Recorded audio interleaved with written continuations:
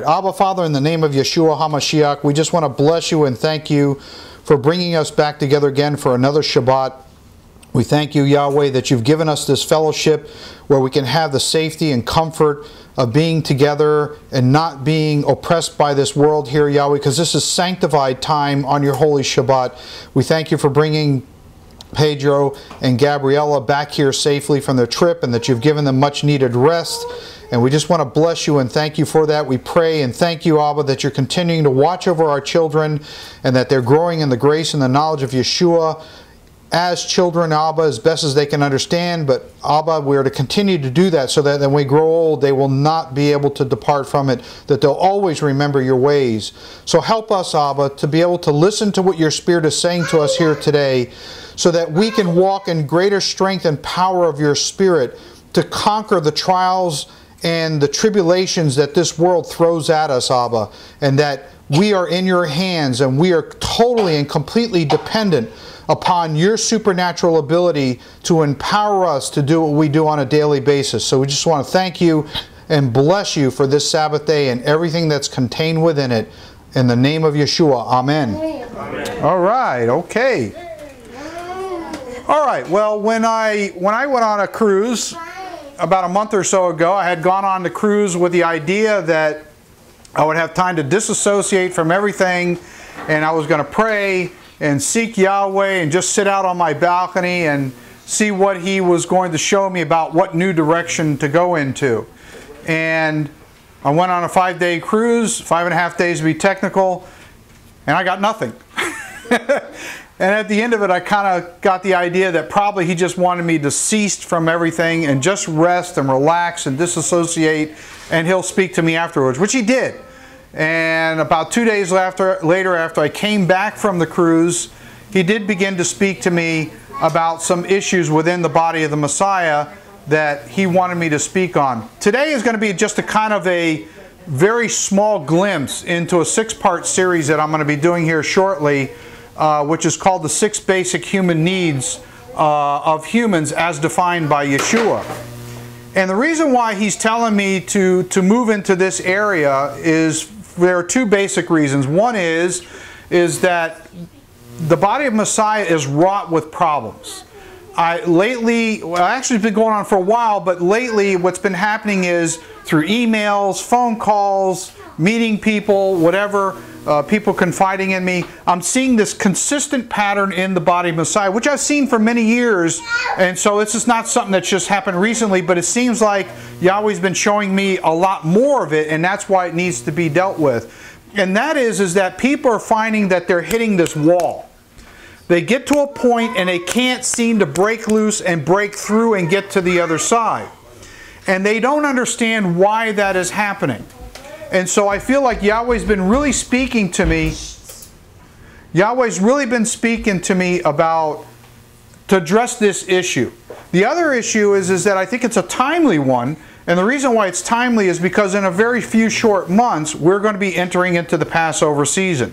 And as all of you know, we're admonished in Scripture to examine ourselves to see whether we're in the faith or not.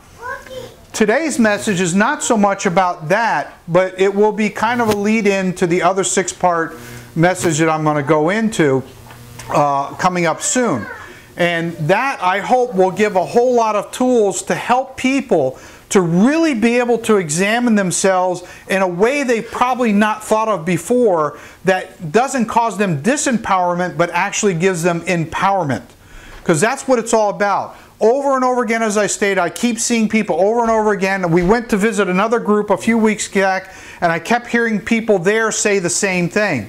That they just feel like they're hitting this wall, and they can't seem to break through and get to the other side, and they don't understand what is going on in the core of their humanity that is preventing them to get to the other side to make the kind of breakthroughs that they need. And so they're saying that they're feeling that they have strongholds, but they don't know how to break through those strongholds. You know, a lot of times strongholds are thought of as, you know, somebody who's possessed by an unclean spirit or something like that, but that's usually the exception to the rule. The general rule really is we have strongholds that are a lot of times self-induced. They're self-induced because we have certain belief systems that those beliefs actually are disempowering to us. And what they do is they prevent us from being able to move beyond the normal standard into the higher realms of what Yeshua is trying to call us to. So today is going to be about the power focus of and how to make changes that last. Well, you know, we're kind of no different than Israel of the past. And when we look at Israel in the past, we see that they had good times and they had bad times. Times when they're walking with Yahweh and keeping His commandments, and times when they disobeyed and then they would go into captivity. And our lives are really not much different. When I look out there and I see what goes on, I see the same parallel. Pedro and I were talking earlier how we are slaves to this system. And yes, we are slaves to this system, but there comes a point where you can kind of go beyond the slave mentality and actually be in a situation of power and authority, depending on how your belief is structured. And so this is what we're going to start examining a little bit today, and I hope to be able to give you some kind of tools that will help you make distinctions in how you look at yourself and why you're doing what you're doing, and when you never questioned it before, but now you can question it because now it'll come to the forethought of your mind. So what am I talking about? What I'm talking about is creating a new identity. Creating a new identity. Our identity is supposed to be the identity of Yeshua as He lives in us. And many times I find, even for myself, that Yeshua is speaking to me that I want you to go beyond. I want you to go to this next level, but the flesh comes up against it, and it fights it, and it bucks it, and it argues with it, and it procrastinates against it, and then you have all kinds of problems that come upon you because you're quenching the Spirit of Yeshua, and you're not allowing Him to work through you to do what He knows can be done through you. But because of our limiting beliefs, we believe things about our identity that prevents us. So what happens is we have a behavior, and that behavior is directly linked to that identity. Yeshua said, a good tree cannot bear bad fruit, and a bad tree cannot bear good fruit. So you have a good tree, good fruit. So in this case, as an example, the behavior will only produce good fruit if you're a good tree. But if you have bad parts in your tree, it can't produce good fruit. That's the behavior. So what we're looking at here is, I want to focus and zero on in here, is that your behavior is directly linked to your identity, whatever that may be. Whatever that may be. And that's for each and every one of us to discover. So it's important to understand that your behavior will only do what is dictated by your identity. It can't do something different, just like in the scenario I gave with a good tree, bad tree. So what are we doing? What we're being told from Scripture is that we're supposed to leave the old man behind and take on a new nature. And this is what this is about. And as we come up to the Passover, we're supposed to be thinking in these terms about things that have inhibited us from walking in the power and the strength of Yeshua. Things that have disempowered us. Things that have held us back. Things that give us a low self-esteem in Yeshua. We should be a bright light, a shining light to the world, and an example of what it is to be able to truly walk in Yeshua. So critical now because there's so many more people I'm discovering that are coming out of the churches. They don't yet know who they are, but they are looking to find out who they are, what their identity is. I've had specific emails from people about that. Who am I? What am I? What am I supposed to be? Well, the more we clearly define that for ourselves, and the more we can demonstrate that, the more of a light and a draw it is for people to be able to come this way, and they can be mentored much more quickly, because when you clearly know who you are in Messiah and what you're supposed to do and how you're supposed to behave, the easier it is for you to mentor somebody else. Because at the end of the day, we're supposed to be about our Father's business, and that is we're supposed to make disciples of men. That's the end goal down the road. So, let's move on into this. Our behavior, I said before, is a direct response to our identity. So if you ever look at a particular behavior that you have, good or bad, it's not about one way or the other, but if you look at your behavior, you say, you know what, I really don't like that about myself. But I don't know why I'm doing it. And it's a repeating pattern of behavior. that I have over and over again. Well, what I'm telling you is that behavior has a direct link to your identity. Whether you understand it or not, whether you know it or not, whether you agree with it or not, it's irrelevant.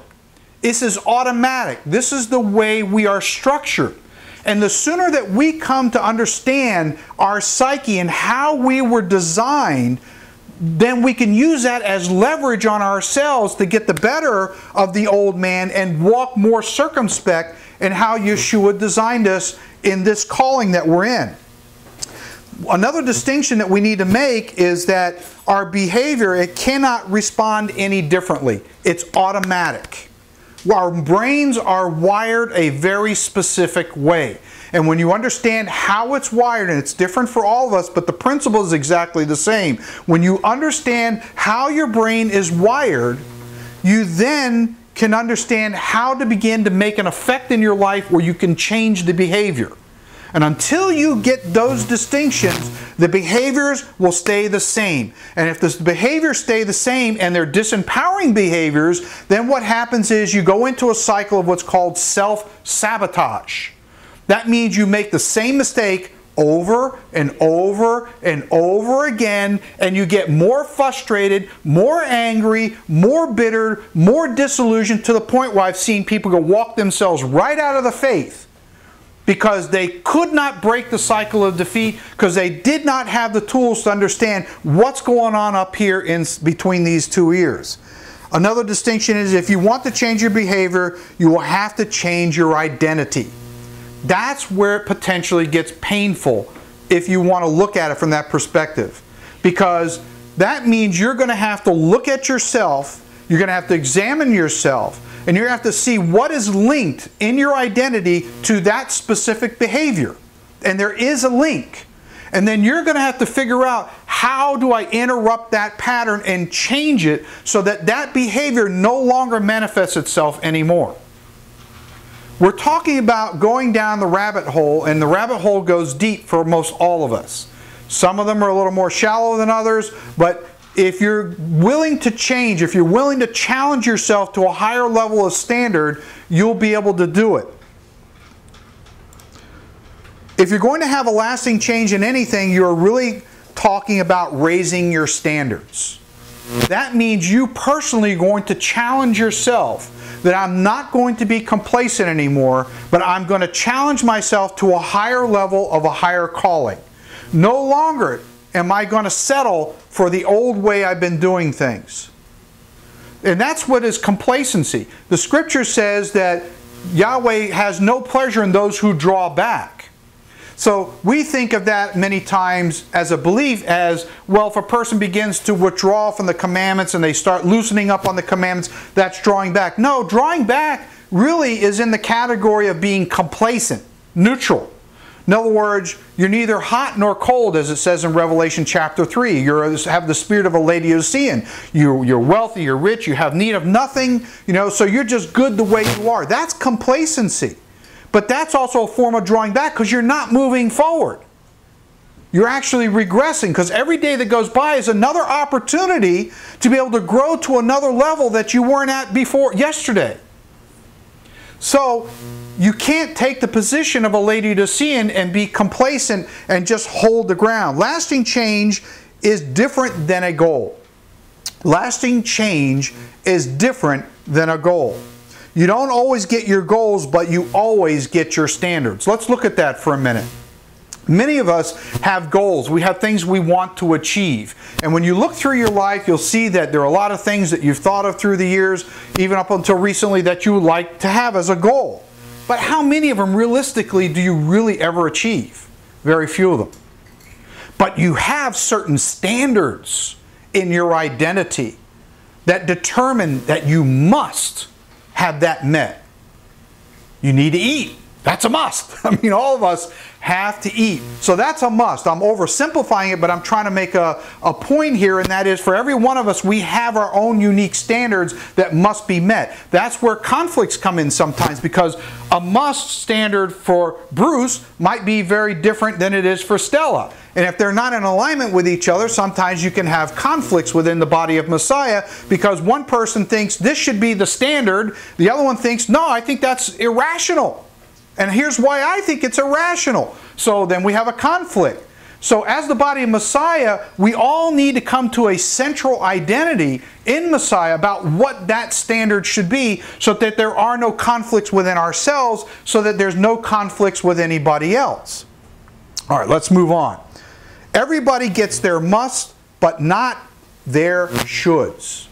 Everybody has a list of shoulds. I should do this. I should lose weight. I should not eat as much. I should not spend as much money. I should not be late. Like some people come in late, and I won't mention no names. You know, I should be this, I should this, I should that, and I got a whole bunch of them, more than everybody else. Okay? So you got a lot of shoulds.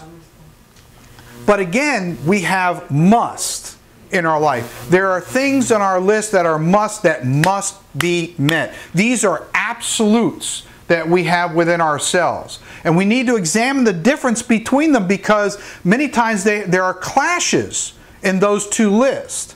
And so sometimes you just need to get rid of a lot of the shoulds that clutter your life and focus, and narrowly focus, on the must in your life. The secret to happiness is progress.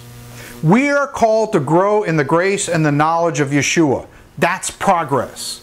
And as I stated earlier, if you're into the concept of complacency, I'm just fine the way I am, where I am, thank you very much, don't bother me with your challenges, then that's not progress. Humans are only truly happy when they feel like they're progressing. My wife feels happy when her jewelry case is getting more jewels in it. Okay? So, you know, we all have things in life that are progress to us. That, to me, I don't have any jewelry. I could care less. But that's what makes her happy, and that makes me happy if she's happy. So, you know, but that's what it's about. So we got to have the concept of progress, and we need to really understand that when we are truly progressing in life, if you thought about it, when you're progressing in life, you feel good. You feel energetic. You feel like there's no mountain too high that you can't climb. But in the converse of that, when you're regressing and things are going really bad in your life and nothing is really working, you feel depressed, you feel down and out, you feel incompetent, you feel like you can't do anything, that you're worthless, you know. And this is exactly what the enemy wants you to feel like. So we must have this concept of constantly progressing forward, always changing, always growing for the better. Good or bad, through trials or in the times of blessing, it doesn't matter. Progress only manifests itself when you key into the power of focus. So that's my main goal today, is to learn how to tap into the power of focus. And so the focus is going to be about looking at our identity, looking at our behavior, and making the link between the two to find out what is it that compels me to behave the way that I do. I know it's wrong, but I've never really sat down and thought about how do I get rid of this behavior. And it comes back to focusing on what part of your identity is causing that behavior in the first place. Change is automatic, but progress is not. Your life will change all the time, no matter what. Whether you like it or not, it will always change. It will go through phases.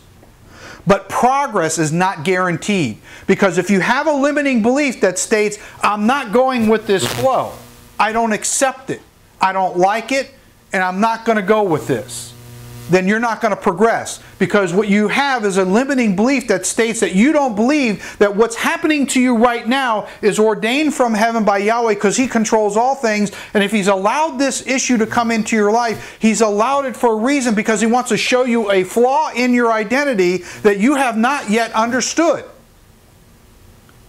And so when you embrace the trial, then is when progress of growth can actually take place. And then that which you detest about yourself can be removed from your identity, and then the behavior changes. It's automatic. We are wired that way. That's the only way you can change it. The power is in your hands to make that change.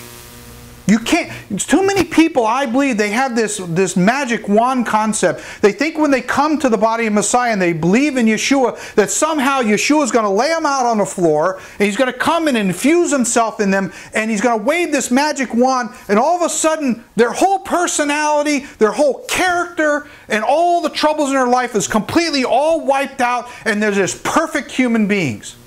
Oh man, are you setting yourself up for some real trouble? Are you going to be disillusioned?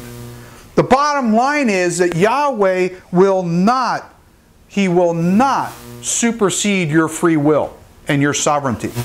If you don't want to cooperate, He's not going to transgress that. He'll just chill you out. Men who are married, they got an attitude with their wife, the wife just chills you out. And that's it. You know, I mean, you're in the doghouse and you're in trouble. So you're going to have to get right with the wife in order to restore things back to their proper setting. Let's look at Hebrews chapter 11, verse 1. Hebrews chapter 11, verse 1. Now faith, focus of moral conviction.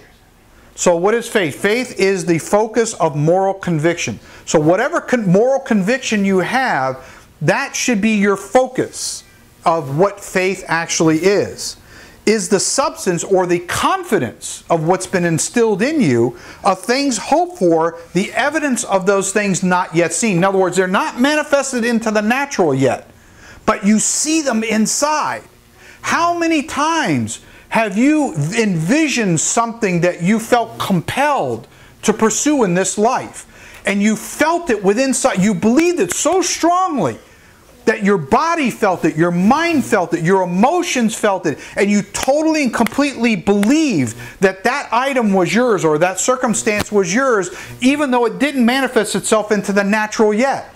I'm sure all of us have had those times and we felt very empowered. We felt alive. We felt unstoppable. We felt like there was nothing that could prevent us from achieving that, because in your identity you have wired yourself to fully believe. You are fully focused and persuaded by your confidence inside of you that you had the ability to make this thing manifest.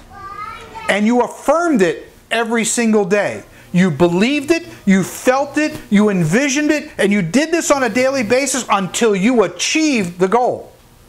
We've all experienced that at some level in our life. And that's what faith is. Faith is believing and having the confidence that whatever it is that you're supposed to get, you've seen it in the spiritual and it will manifest itself into the natural. Faith, so faith is the focus of moral conviction, that is the substance or confidence of things hoped for. In other words, what I'm saying is, if you want to take the island, burn the boats. If you want to take the island, burn the boats. Because once you take the island and you burn the boats, you can't go back. And every one of us has to get to a point in that area of our identity where we're trying to change this behavior, is that when we discover whatever it is about ourselves that needs to change and be redefined, then at that point you've got to become fully persuaded and fully convicted that that has to change, and you have to give yourself reasons why that has to change. And it can't be just lukewarm reasons why, they have to be compelling reasons why it has to change. And when that happens and you really feel it, like you've had those situations in your life before where you had those convictions and you pursued what it is you pursued until you attained it, this has to be the same. It has to be real in your mind, or your mind will reject it. It won't accept it. What am I saying? What I'm saying is we're dealing with a carnal mind. We're dealing with a mind that was wired by Satan. And the sooner that we can understand how this mind works, the more we'll have leverage with it. But if we continue to go down the road to let this world dictate to us why we are this way, why we are that way, and you're this, and you're that, and you're the other, and you're the other, then we're never going to be able to get control of our own identity to be able to make the kind of changes and open ourselves up to the point where the Ruach HaKodesh can really come in and make the kind of spiritual changes that are reinforced by the Spirit. but it's your will. You have to decide that this part of your identity is not acceptable anymore. And you've got to have a why factor. And if you don't have that, your brain will not accept it. The bottom line is, the spirit is willing, but the flesh is weak. Right? That's what we're told in Scripture. Spirit is willing, flesh is weak. Yahweh's saying, I'm ready to do this work in you, but you're bucking and fighting. And until you get to the point where you want to stop fighting it and say, I'm going to be honest with myself and I'm going to look at this for what it really is, because I want to get rid of it. I'm getting older, I'm getting tired, this is getting more entrenched in my life, I can't stand it anymore. Until you hit rock bottom, it's not going to change. You will never get leverage with yourself. I'm going to move into some other principles here in a minute that will illustrate this. So once you burn the boats, you get on the island and you seize that island, and it now is in your possession and you own it and you can do whatever you want with it. Now you burn the boats, you can't go back. Because I'll tell you, once you get the taste of owning that island, like he just came back from a cruise, he didn't want to come back. We talked about that, you know, and so you don't want to come back. So you want to burn the port or whatever it takes so you can stay out to sea, because it's so enjoyable staying out there in that tranquility. So I get you. So let's take a look at, I'll back that up just so you can see. If you want to take the island, then burn the boats. Use that as a metaphor for yourself. Whatever works for you. I want to talk about a concept now that's called push versus pull. Push versus pull. Pushing yourself requires willpower, and that consistently does not last. I think many of us can say we've had, say for example, I was talking about shoulds. I should go do something, okay? But you don't give a compelling reason why you should go do it. It's kind of like, yeah, okay, I should go down the street to the store and get this, but you know, no real good solid reasons why.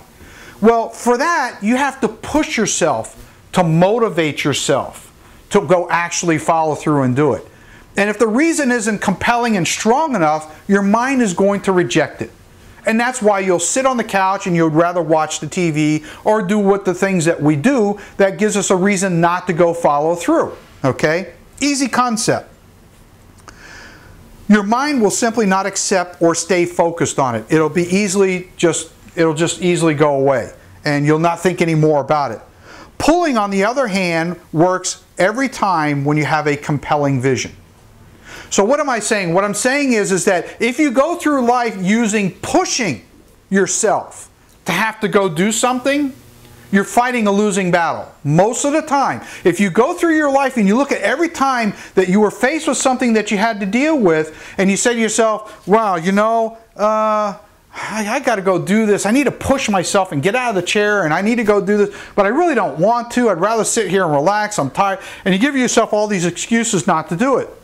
If you do that and you look back at that, you'll say to yourself, most of the time I never really followed through it on those things that I needed to do. I just procrastinated and procrastinated and procrastinated. But when you change your focus and you implement within your identity the concept of pulling, you get a different set of results. And here's what we'll do. We'll look at this now. Concept of push and pull. 1, it must be real in your mind and body for it to work. This is how your mind works. You either accept it or you don't accept it. That's your decision. I'm just giving you the facts. And if you examine these principles in your life, in situations that you've been in, I think you'll see the parallel. It must be real in your mind and body for it to work. It must feel like a gift if you're going to do it. You must feel like it's a gift. You've got to give yourself a compelling reason why you need to incorporate this into your life. It's got to feel real. The next one, point 2. It must be so compelling to the point that you can't sleep. It has to be a must, not a should. When you go from a should concept to a must, it ups the priority on your list. It ups the priority on your list. And so each and every one of us has to sit down and we have to look at our list and see, you know, we can't accomplish everything, you know, because some of us have much bigger lists than others, but you need to look at your list and you need to look at what are the real musts here. And sometimes a lot of the shoulds, when you combine them together, actually represent this one must that you have on your must list. So get rid of all those shoulds and just consolidate them into that one must concept. And so then what happens is, now you start moving into the next part, which is 3, follow through, comes down to emotional intensity. If you don't really feel any emotion to the decision of what you're now going to do that you were not doing before, your brain's not going to accept it. And you just wasted your time. I guarantee you, you will set yourself up for another self-sabotage. You will do exactly the same thing that you've done in the past. And you will not follow through. And then what will happen is you reinforce those negative feelings into your identity. And then as a result, the negative behavior that's associated with that specific belief manifests itself again. And then you say to yourself, oh, there I go. I just did it again. And I did it again. And I did it again. At what point do we stop and say, okay, enough of the insanity? How many times am I going to keep feeling sorry for myself that I did it again? And all the negative feelings that come along with it, and the guilt, and all the other stuff that comes along with it. At some point, we as believers in Yeshua have to challenge ourselves to that higher standard. And when we do that, then we begin to move out of these realms of the pushing concept into the pulling. Because when you attach enough positive thinking and emotion to that specific belief, it becomes not an effort. Like I said before, how many times have we been through life where we saw something that we wanted to attain, whether it's physical or spiritual or mental or whatever? You know, a lot of times it's a wife, you know, a woman that you meet, you're madly in love with her, and you want to, you know, have a relationship with her and marry her and so forth, and you become unstoppable in your pursuit. Why? Because you have all this positive emotion that's attached to the belief that this is the woman I want to marry. And there's nothing that's going to stop me from pursuing this woman until I make this woman my wife. So there are examples in your own life. If you look back, you'll see that it's much more powerful when you link emotion and intensity to that specific belief, and it will automatically pull you. It's effortless. It will pull you because you're being driven by passion. And we're supposed to be passionate about our beliefs in Yeshua and what He has called us to do for His kingdom. Let's move on here. 2 Timothy 1, 6 through 7. Therefore, I remind you to call to mind. So we're being told that He's reminding us to call to our mind. So at some point, you have to suspend everything else and you have to put attention to what's in your mind. For you to stir or rekindle, revive to the point of flourishing the gift of Yahweh which is in you through the laying on of my hands. Verse 7, for Yahweh has not given us a spirit, mental disposition of mind or mood. Ever find yourself in a state of disposition or in a bad mood or a so-so mood or down mood, depressed mood, anger mood? I mean, I can just go on down through the list. But that's not the mind that He gave us. So the question is, why do we have that mind? Again, it comes back to identity. There's something going on within your belief system that's linked in your identity that is manifesting that behavior. There's always a link. But we've got to dig deeper past the surface level. Too many people I'm seeing, I even describe some of this stuff and they look at it and they're like, they think I came from Mars or something. It's like, you mean to tell me I got to work at this? Yeah, well, you got to work at this. You know, if you want it to change, Yahweh's not going to just change it by fiat. He'll help you, but it only helps those who want to help themselves. But of power, love, and of a sound mind, self-controlled mind. Self-controlled means I don't like the way I'm feeling. There's a reason why I feel this way. I'm going to go discover what that is. And then when you start digging into yourself, you start to realize that somewhere in your past, you got linked in your mind a certain belief about why you're viewing this situation the way you are, and that filter causes that behavior. And so the only way you're going to stop the behavior is you're going to have to stop the belief that you have. You're going to have to rearrange that belief. Let's take a look at what is the stirring of the Spirit. How do you stir the Spirit? How do you do that? Well, I've broken it down into 4 basic principles. The first principle is potential. What is yours? For everybody, it's different. Okay? What has Yeshua called you to be? So in Ephesians 3:20 we see, now to him who is able to do exceedingly abundantly above all that we ask or think, according to the power that works in us. So first you have to think, call to mind, what is your calling? What has Yeshua called you to, or what has Yahweh the Father called you to do through Yeshua? That's for each and every one of us to figure out what it is. So we have to come to grips with that. After you discover that, the next step should now bring you logically over into this, which is action. That's the next phase. What action has Yeshua instructed you to take based on the potential that was revealed to you? So, to keep it simple, if he called you to have, say, a specific ministry, and to start looking into it and start building it, are you doing that? And are you doing it to the degree that you should? 1 Corinthians 2, chapter 2, verse 10, but Yahweh has revealed them to us through his Spirit, for the Spirit searches all things, yes, the deep things of Yahweh. So we're to search his Spirit and then implant whatever his Spirit has revealed to you in your mind. Because again, we're coming back to the concept here of identity. We're focusing on identity. The power of focus is in the identity. When you can narrowly define what the Spirit is saying to you, and you can take that and root it in your identity, in your natural mind, the behavior will automatically manifest that which was given to you. Okay? Now, this goes to the next one, which is results. Results. This is determined by what actions you take or don't take. It's a choice. You'll either take them or you don't take them. It's up to you. You must have good works.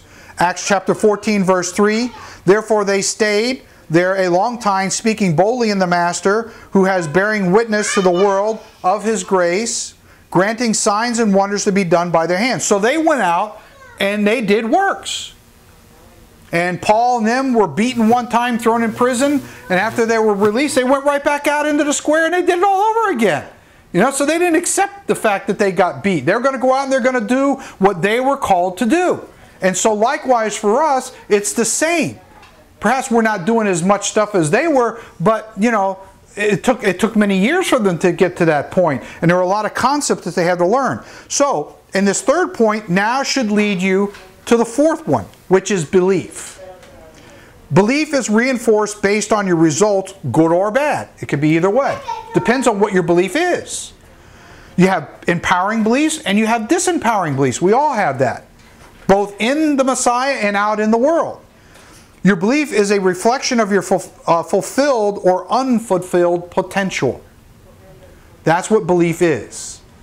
Now, James chapter 2 verse 18, show me your faith without your works and I'll show you my faith by my works.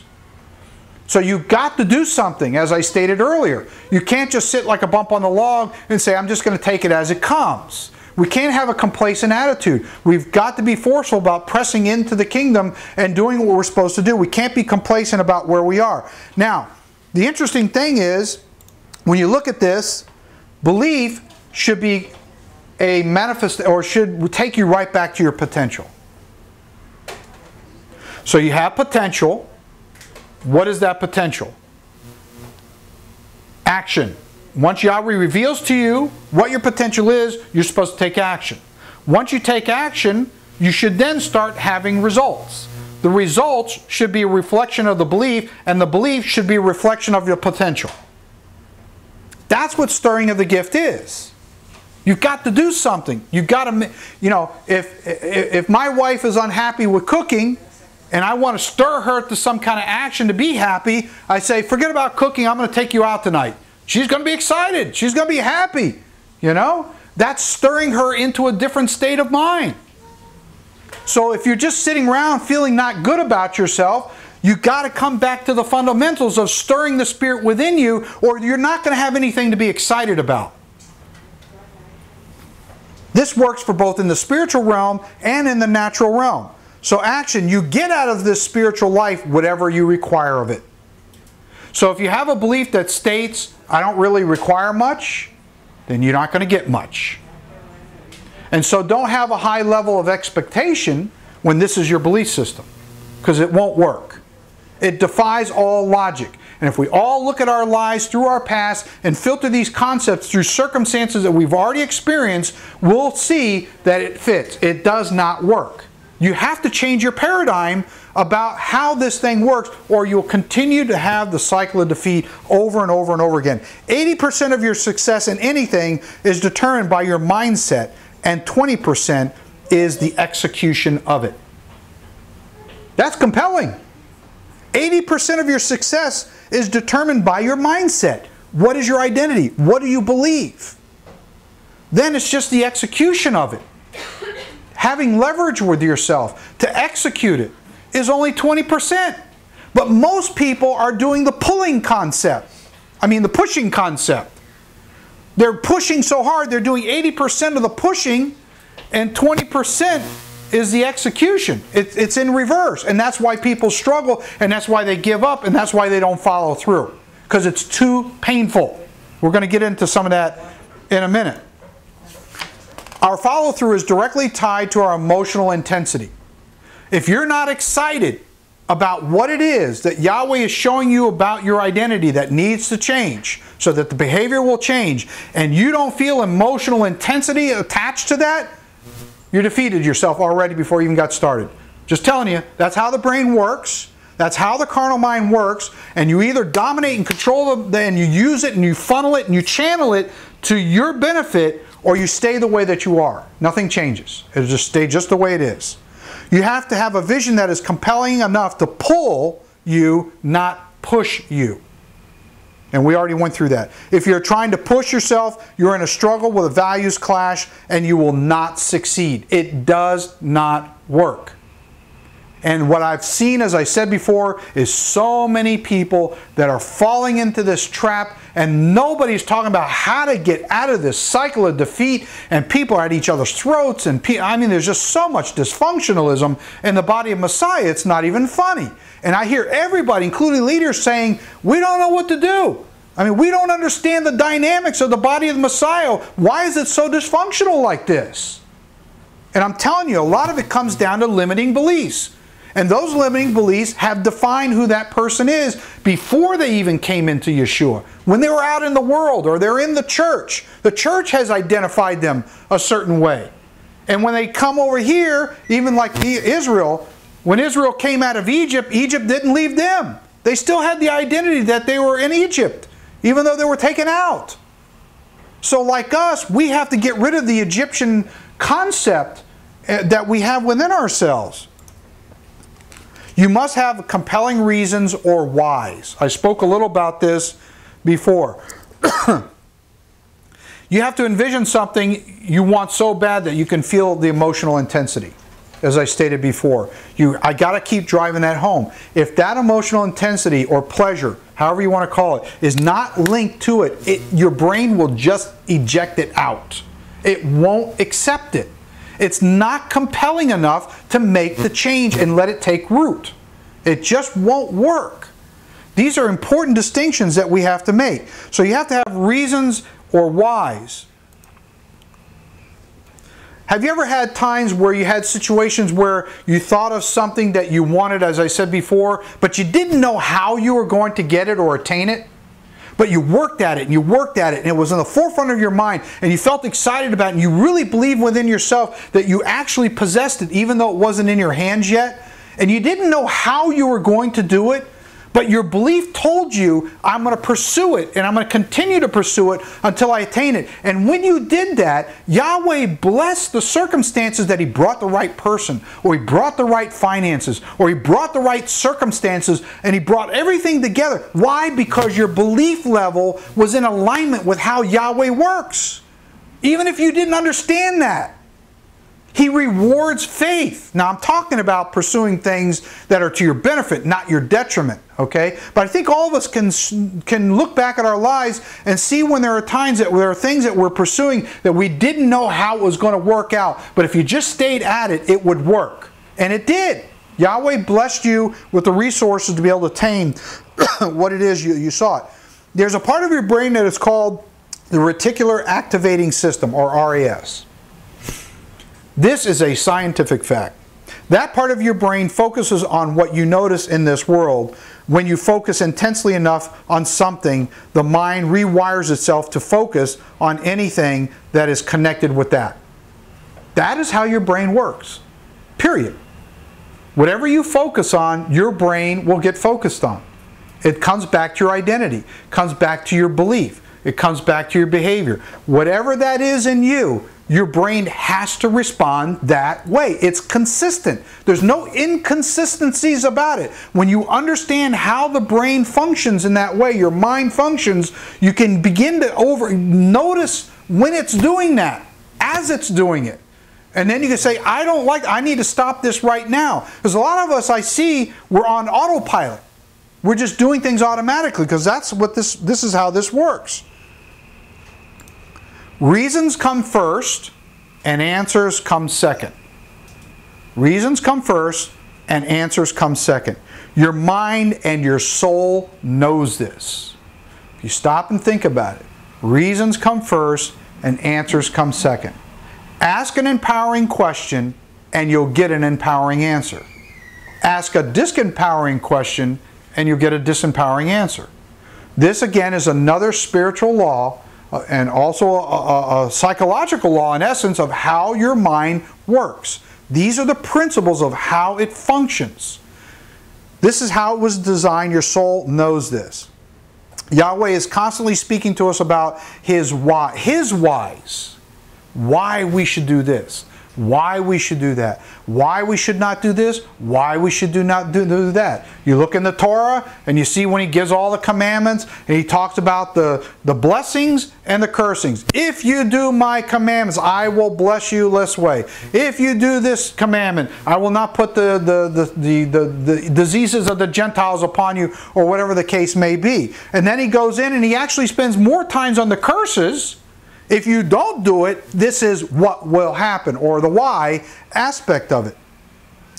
If you're not connected that why, then we get a different disempowering outcome. So extremely important to make sure that we're fully connected into what Yahweh's will is and what He has designed for us, and to discover what that is. And every day it's a new discovery if you'll accept that and if you'll pursue it. Okay, give yourself compelling reasons why, and you will get the pulls in life that drive you through the tough times when others fail. Give yourself compelling reasons why, and you will get the pulls in life that drives you through the tough times when others fail. Have you ever stopped and looked at why so many people around you, when they're faced with difficulties in this world, they seem to consistently fail over and over again? And then if you're really steadfast in the faith, why you get the victories over and over and over again, there's a difference in philosophy. Your whys are very different than their whys. And that's the distinction. That's the big difference. Because there's a totally different behavioral mindset on each side. And they produce different results or different fruits, as Scripture would talk about. This is a testimony to Yeshua's power working in us as we come into agreement mentally and emotionally with how He sees as our identity is transformed. Okay? So this is very important because, again, it comes back to the identity as Yeshua sees us. So many people, I'm not even going to just say in the world, I'm going to say in the body of Messiah. I've watched how people point fingers and say, oh, you're this, Pedro. Oh, you're that, Sharon. And they don't know anything about you. Or they misinterpret something that you said and they impugn a certain motive to it. And no matter how much you try to explain that you did not mean what you said in the way that they're perceiving it, because they created that reality for themselves, you can't convince them otherwise. You can't convince them otherwise. That's their identity. That's how they function. That's their behavior. They have no choice because they have a belief that thinks badly of you, and they don't believe that they should give you the benefit of the doubt until you've proven otherwise. That's a belief. But look at the difference in the behavior that comes out of it. They then go into judgmentalism and they condemn you, rather than giving you the benefit of the doubt first before condemning you. But that's the difference between somebody who has that belief system and somebody who has the other belief. Success leaves clues. Success leaves clues. If you're tired of seeing yourself going through the same patterns of behavior that are tearing your life apart or making things very difficult, and it's not proactive and it's not moving in the right way, the right direction, success leaves clues. So stuff that's not successful leaves clues as well. So if it's not working for you, then obviously change is in order. Something has to take place. You need to shift the way that you're looking at the situation and have a paradigm shift, and so that your identity can change, so that you don't have the disempowerment that comes along with it. What is fear? Fear is an emotional induce by a perceived threat which causes people to quickly pull far away from it and usually hide. That's what fear is. Fear is an enemy to faith. It's the exact opposite. We're not to have the spirit of fear. Whatever your mind focuses on, you will find it. So if you find it something that you feel really passionate about, and you focus on that, your mind will automatically follow suit. That's the pull. You won't have to push yourself. You automatically do it. I guarantee you, Pedro, if I told you I'm paying next week, barring you didn't have to go to work, I'm going to pay for you and Gabriella to go on another 7-day cruise, there'll be no pushing you, would there? There would be absolutely no pushing. You would be pulled and drawn to go to that. No effort. Why? Because how much pleasure is there attached to that experience? But if I told you, something opposite of that, I would have to really then be able to push you to get you to do it. And even then, you still might not do it, because if you attach so much pain to it, it won't motivate you to do it. Focus is controlled by questions. So what questions do you ask yourself in these different scenarios? Because the questions that you ask yourself will tell your mind what to focus on. And whatever your mind focuses on, that's the direction it's going to go. And if it goes in a wrong way, then the behavior is going to produce negative behaviors and negative emotions. It's automatic. You can't reinvent the wheel. This is how this stuff works. If you ask a question continuously, not once, but you will get continuously, but you will get a different answer. If you ask a lousy question, you will get a lousy answer and a depressed state. You have to review and feel it each day. You must be obsessed. This is something that you must affirm to yourself on a daily basis. It's like prayer, it's like meditation, it's like study, it's like any and all those things. It's something that once you grasp onto, you must have these affirmations for yourself every day. Otherwise, your brain won't stay focused on it, and therefore you'll never manifest it in your life. Very, very important. Okay, you know what I want to do real quick? Where's everybody else? Where's my wife? I'm coming up. We're going to try an exercise here. I think this will be interesting. I'll be right down here. Okay, what I want, Carmen, come over here. Here's what I want you all to do. You can find a seat. You don't have to be in the camera. Amanda, where are you? She's upstairs. Now she's hiding. Upstairs. Now she's hiding. Okay, we're going to do this anyway. All right, here's what I want you to do. I want you right now to look around the room, and I want you to notice everything that is brown. Look around, take a moment, and notice and affirm to yourself everything that you see that's brown. Okay, close your eyes. Now, close your eyes and start telling me what you saw that was brown. Entertainment center. Okay. Entertainment center, the table over here. 12 shoes. Right. Sharon's hair on the brown side. Puzzle cubes. Okay. The table on the side. All right, now with your eyes still closed, I want you to tell me everything that you saw was red.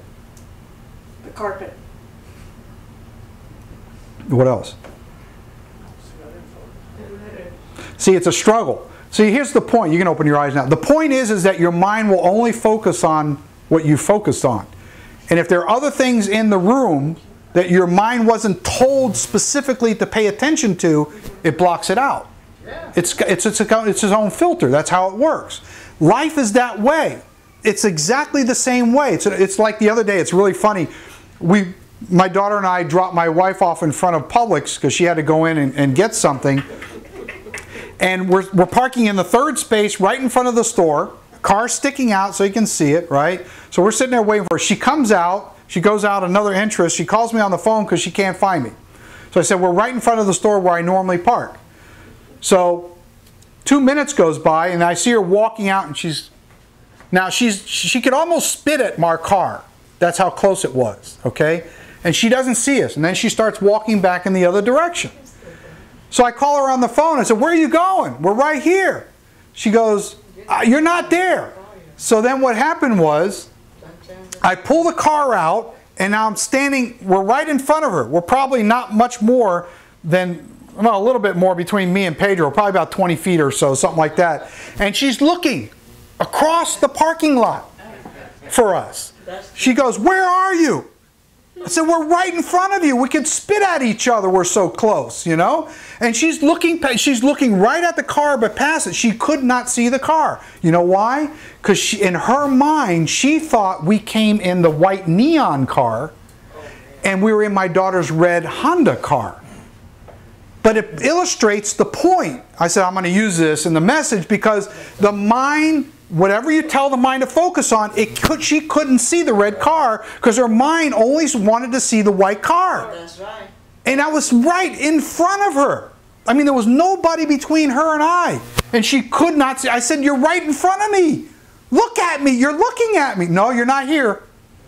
I mean, it's kind of funny, but the point here in the exercise in this, it just goes to show what happens when the brain gets so narrowly focused on one particular object. That's all it's designed to see. And it filters everything else out. Even though your eyes are seeing the reds and the blues and everything else in the room, it's not focused on that. These principles work in these other areas of life. So what you focus on is what you're going to get. When you do this, your brain automatically develops sensory acuity. Sensory acuity. It will automatically focus on what you have been focused on. Faith is the substance of things hoped for, the evidence not yet seen. So, when you see something in life that either Yeshua has shown you or something you need to accomplish, if you develop sensory acuity and you get highly focused on it, and you believe that this is something you're supposed to do, and you stay focused on it, and you affirm it in your soul and in your spirit on a daily basis, and you don't lose focus of that, you will attain it. You will get the breakthrough, and you will move to the next level.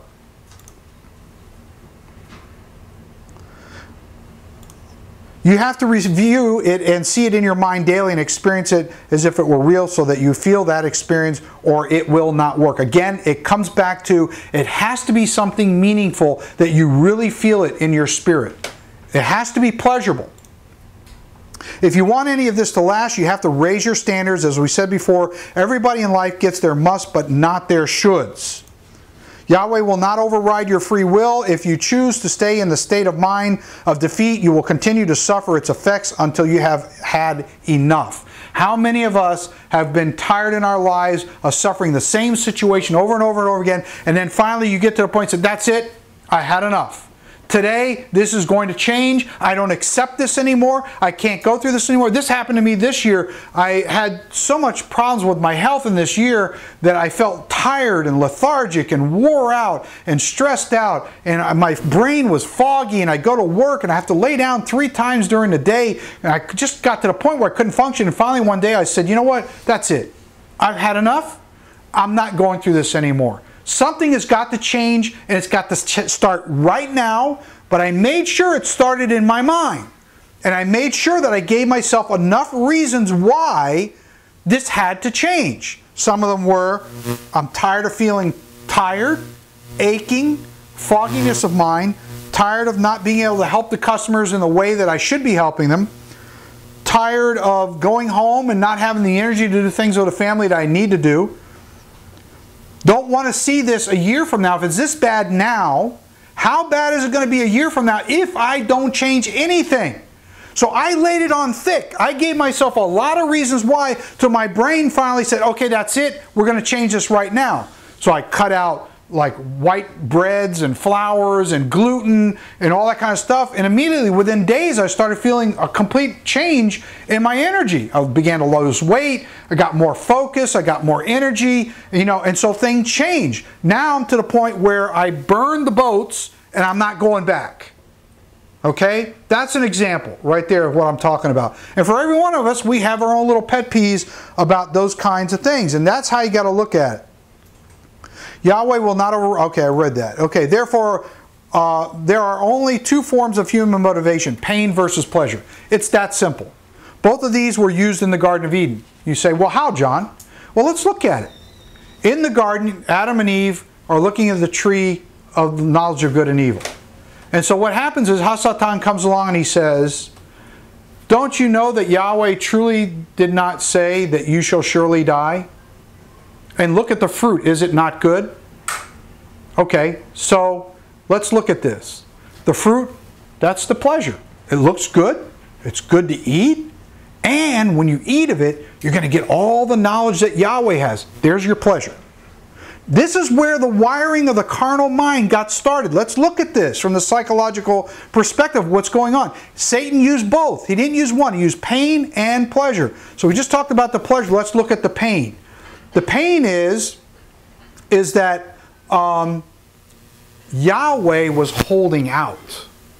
He told them that Yahweh, in essence, was not telling them everything he knew. So he bred distrust in Adam and Eve against Yahweh, against the Father. So there's your pain part. Because here's the very entity that created you and gave you this blessing of this garden, and now you're being told, you mean to tell me you know that he knows stuff that he did not tell us? That's a little painful to accept. How many times have you had a friend or something that knew something that didn't tell you, but he told other people, and you felt a little pain and felt left out, you know, that you were not good enough to know what it is, or maybe it was something about you and they didn't want to tell you. So he used pain and pleasure in the garden to motivate them to do what he had them to do, which met their demise. Okay? But at the end of the day, that became their identity. That's how they functioned. So there's a lot of psychology that went on in the Garden of Eden with that scenario. It must be a firm affirmation that you feel in your body. Something in your spirit should have a shift in how you feel. In other words, the way you're going to really know that this thing that you're challenging within yourself has really rooted itself in your mind and will create a new behavior is when you feel it.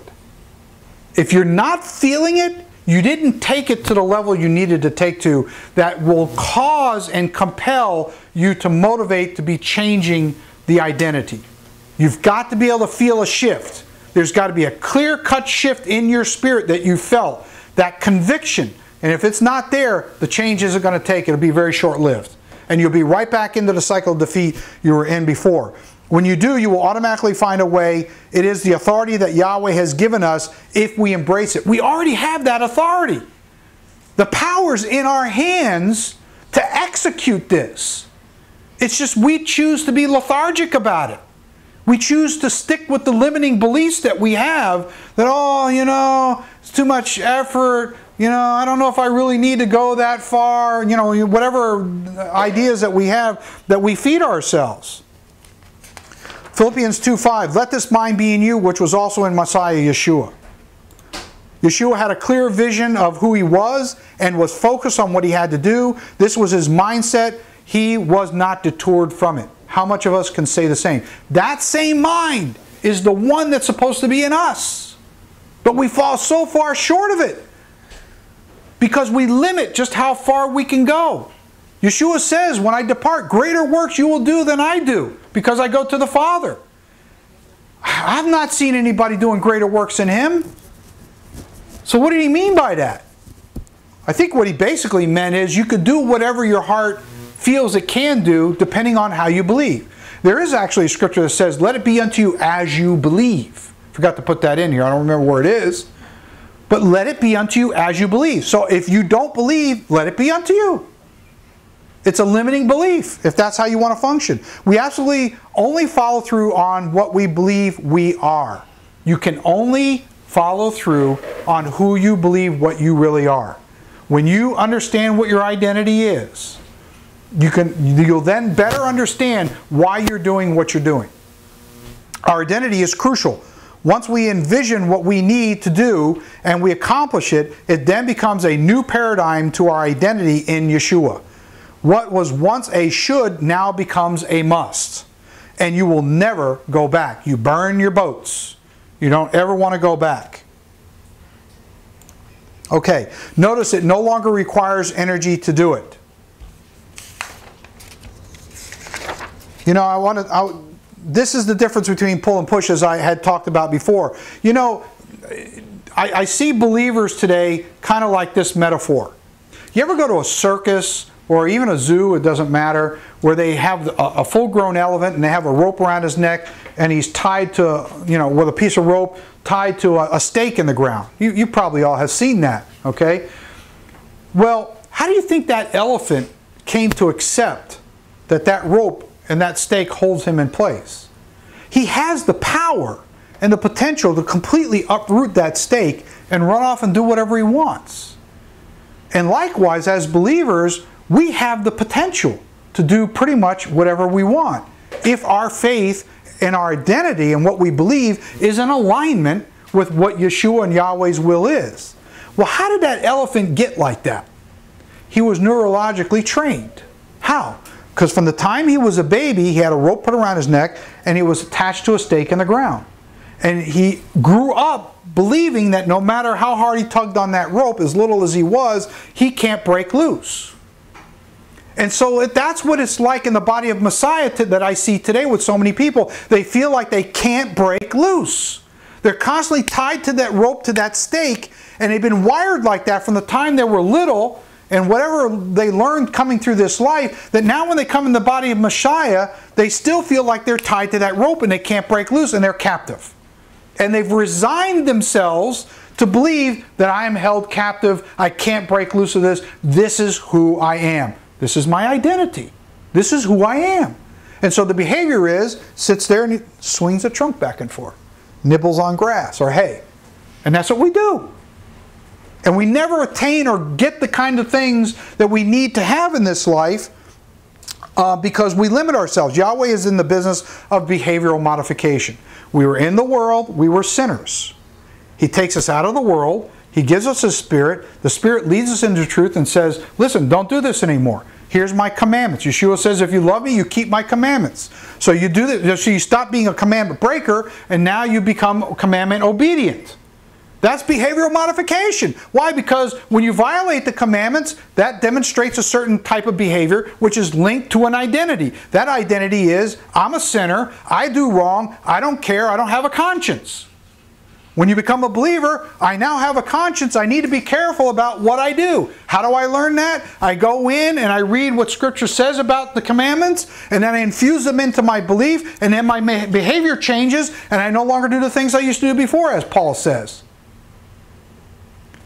Moving away from this world and its strongholds on our minds and emotions, and moving towards His transformation of it if we embrace it. So we're either moving away from or we're moving towards. That's it. Those are the two concepts. You're either moving away from or you're moving towards. The strongest force in the whole human personality is the need to stay consistent with how we define ourselves. The strongest force in the whole human personality is the need to stay consistent with how we define ourselves. We don't like being out of our comfort zone. So when you have a specific comfort zone, you need to identify and stay within those confines. But when you're walking with Yeshua, He is going to challenge us to come out of that comfort zone many times and to step into the realm of the unknown. That requires faith.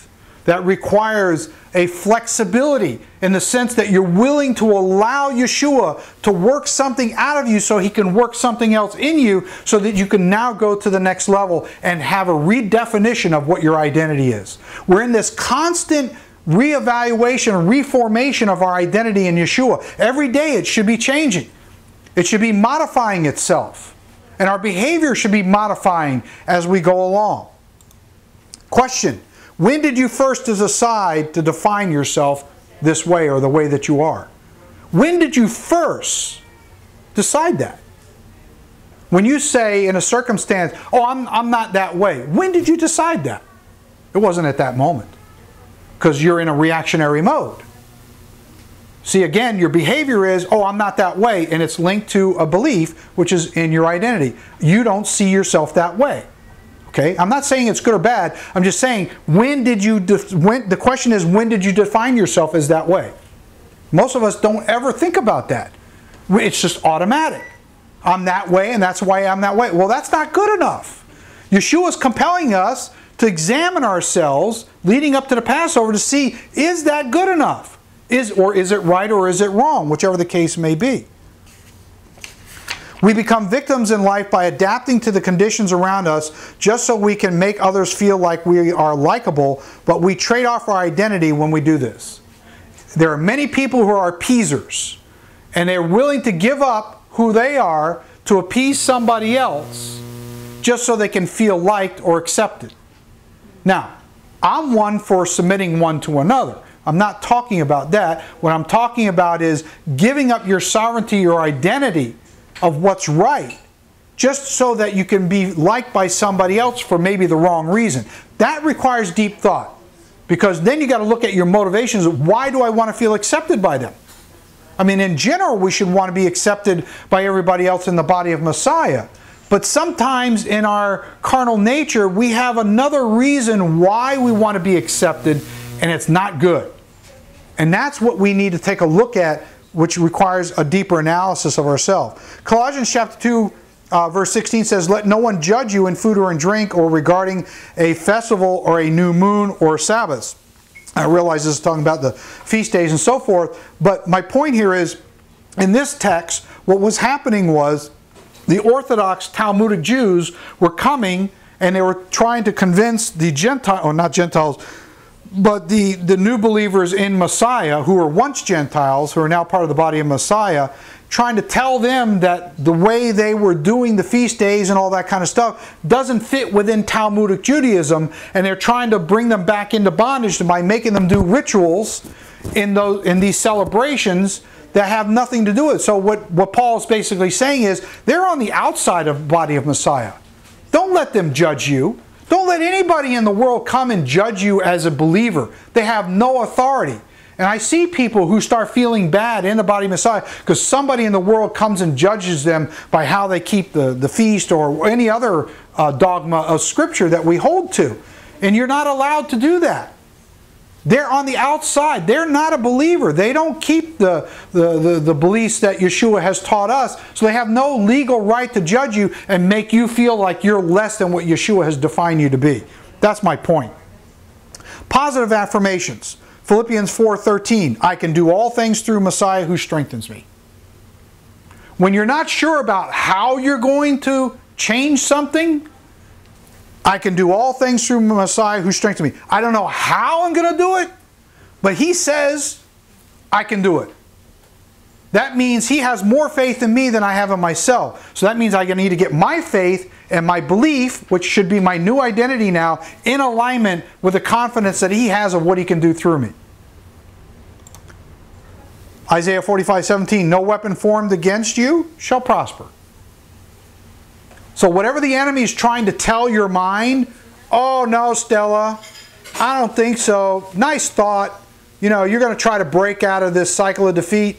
Nah, you're a loser. You'll never do it. You'll do the same things that you've always done before. These are weapons because they're attacking your mind. He attacks your mind. He instills that belief. That's your identity. If that's your identity, then your behavior is a direct link and will automatically manifest itself as such. So that's it. You push the button, this is what pops out. That's just the way it is. It's autopilot. Matthew chapter 11, verse 12. And from the days of John the Baptist till now, the kingdom of heaven suffers violence, and those who are violent take it by force. We are supposed to be violent. We got an enemy that's against us. He's trying to destroy our minds. He's trying to destroy our belief systems. And he's trying to ultimately destroy our identity. If he can destroy your identity and get you to doubt who you are in Messiah and what you're capable of doing, you're on your fast train out of town. And then he will have done what exactly he set out to do.